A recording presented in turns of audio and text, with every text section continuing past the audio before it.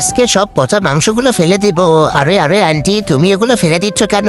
আরে ফকন্নি, আমি তোকে বলতে যাবো কেন? আমার যা খুশি আমি তাই করবো, থাক তোরা, আমার অনেক কাজ পড়ে আছে। আরে বোন, আমরা গরিব বলে আমাদেরকে কেউ মানুষ মনে করে না। চ এগুলো নিয়ে যা, আমার মা সুন্দর করে রান্না করে দিবে। আচ্ছা ঠিক আছে, চলো বোন। আজকে মেয়েগুলো বই কুড়িয়ে এনেছে, আজকে ওদেরকে সুন্দর করে একটা রেসিপি তৈরি করে দেব। প্রথমে এগুলো পরিষ্কার করতেছি, তার আগে তুমি যদি চকলেট খেয়ে থাকো তাহলে ভিডিওতে একটা লাইক করো, আর যদি কেক খেয়ে থাকো তাহলে চ্যানেলটা সাবস্ক্রাইব করো, আর তুমি কোন ক্লাসে পড়ো তা কমেন্টে লিখে যাবে। আর বুড়িগুলো পরিষ্কার করা হয়ে গেলে এগুলো কড়াইয়ের ভিতর দিয়ে কিছু মশলা দিয়ে কিছুক্ষণ রান্না করতে হবে, আর কিছুক্ষণ পর এগুলো কড়াইয়ের ভিতর থেকে তুলতে হবে আর সুন্দর করে ভালোভাবে পরিষ্কার করে নিতে হবে। তার উপর কড়াইয়ের ভিতর সবকিছু মশলা দিয়ে একটু নেড়তে হবে, তারপর 30 মিনিটের মতো রান্না করলে হয়ে যাবে আমাদের সুন্দর রেসিপি। বন্ধুরা দেখো, বুড়ির রেসিপিটা কত সুন্দর লাগতেছে। আজকে আমরা সবাই মিলে মজা করে পেট ভরে খাবো। মা, বুড়ির রেসিপিগুলো তো অনেক সুস্বাদু হয়েছে, আর এগুলো খেতে সেই